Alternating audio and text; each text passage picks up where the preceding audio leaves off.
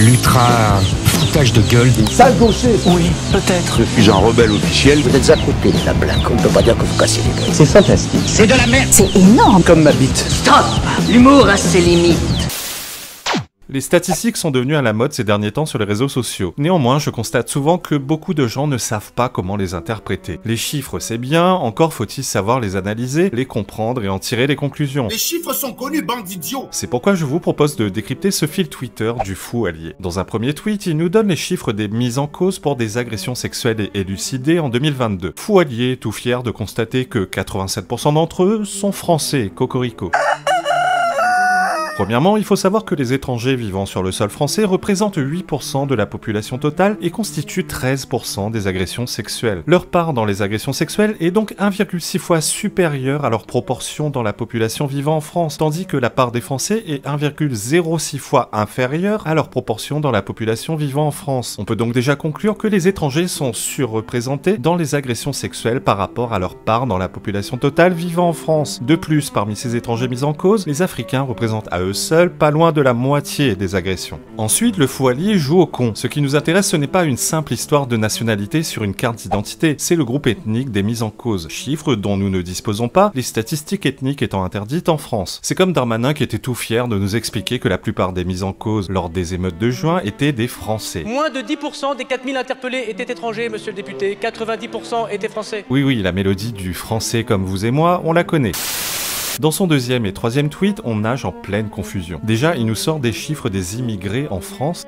Que vient foutre l'immigration dans sa démonstration, alors que le tweet d'avant, il nous donnait le pourcentage d'agresseurs en fonction de leur nationalité, française ou étrangère. Faudrait savoir, on parle d'étrangers ou d'immigrés. Ce n'est pas la même chose. Un étranger est quelqu'un qui n'a pas la nationalité française. Un immigré est une personne née à l'étranger. Certains immigrés ont pu devenir français, d'autres sont restés étrangers. Un immigré n'est pas nécessairement étranger et certains étrangers sont nés en France.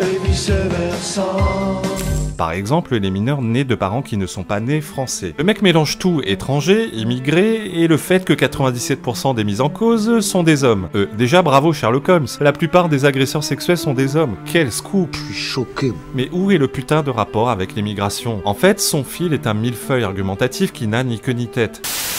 Il nous parle ensuite du fait que environ 9 victimes sur 10 connaissent leur assaillant. Selon les sources, on apprend également qu'environ 47% de ces agressions sont commises par le conjoint ou ex-conjoint. Ouais, sauf que là, Fouali essaie de nous la faire à l'envers en fait. La motivation initiale de ce fil était soi-disant de tordre le cou à l'idée des vilains fachos qui stigmatisent les étrangers à travers leur rôle dans les viols et les agressions sexuelles en France. Oui, mais tu mélanges tout en fait. Personne n'a jamais dit que le rôle des étrangers serait prédominant sur la masse totale des agressions sexuelles en France. On parle de deux choses différentes là. La droite nationale parle des agressions sexuelles liées au phénomène d'insécurité. Celles commises dans le cadre familial ou de gens connus des victimes, c'est un tout autre sujet avec ses caractéristiques propres et une sociologie d'agresseurs différente. D'ailleurs, l'INSEE traite à part les viols commis dans le cadre familial.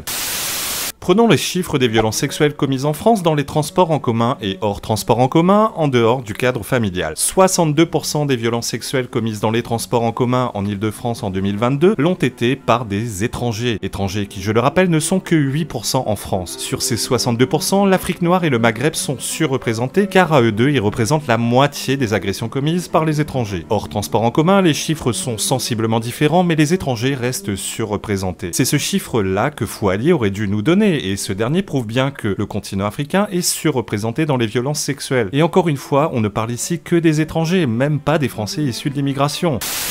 Le fou allié parle également du sentiment d'insécurité et affirme qu'il n'aurait connu aucune évolution majeure vers la hausse depuis des années. Circuler, y a rien à voir. Problème, il s'arrête en 2021. Serait-ce parce que les chiffres de 2022 contredisent sa théorie? Eh bien en 2022, le sentiment d'insécurité dans le quartier et celui au domicile ont été multipliés par presque 2 et celui dans les transports en commun par presque 4.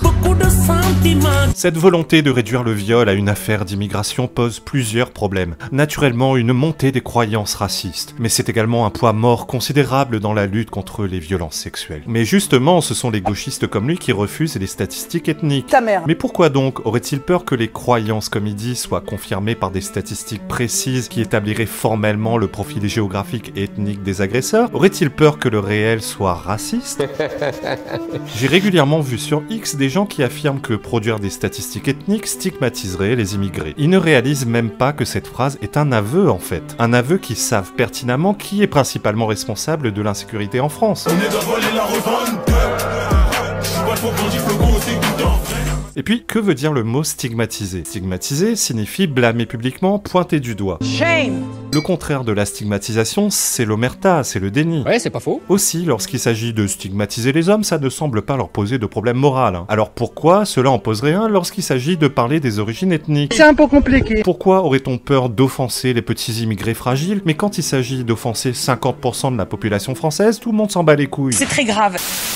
Pour lutter contre un phénomène, il est indispensable de le penser aussi correctement que possible. La lutte contre les violences masculines passe par une prise de conscience collective et ne peut être polluée par des idées reçues à caractère racial. C'est beau. À cela, je répondrai que lutter contre un phénomène, c'est d'abord ne pas balayer d'un revers de la main les réalités qui ne collent pas à notre idéologie. On sait déjà que les étrangers sont surreprésentés dans les faits de violences sexuelles. Des statistiques ethniques permettraient de balayer définitivement tout doute et de confirmer ou d'infirmer que les Français issus de l'immigration africaine sont surreprésentés dans les violences en général. Et puis, qu'est-ce qu'il en sait que ce sont des idées reçues? Sur quoi s'appuie-t-il pour affirmer cela? Et puis, la technique de diluer une responsabilité dans un grand tout, on la connaît. Ce serait donc le problème des hommes. Bonjour les hommes. Oui mais non, c'est le problème de certains hommes en particulier. C'est comme lorsque les gauchistes expliquent que le problème c'est l'extrémisme religieux pour mieux faire oublier que certains extrémismes posent un peu plus de problèmes que d'autres. Allahu Akbar. Tout comme certains hommes posent plus de problèmes que d'autres, en raison de plusieurs paramètres. Le contexte socio-économique, mais aussi le contexte ethno-culturel. On ne peut pas lutter contre les violences sexuelles si on ne sait pas officiellement qui les commet et qu'est-ce qui est susceptible de faciliter le passage à l'acte de ces personnes. On ne peut pas lutter contre une maladie si on ne fait pas le bon diagnostic.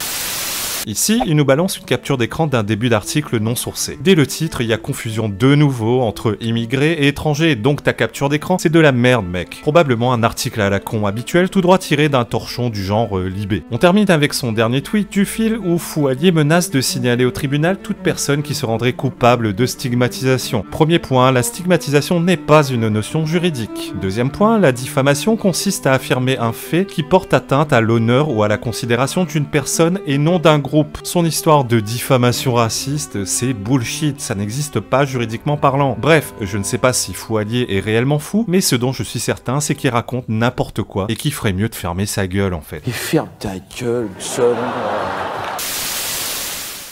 Yep, we're all good.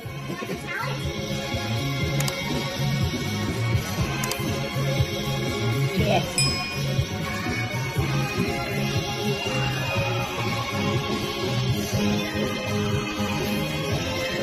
Yeah, you're about to smile. Yep, stop it. A little bit more there, too much. Perfect. Excellent. Yay! Perfect.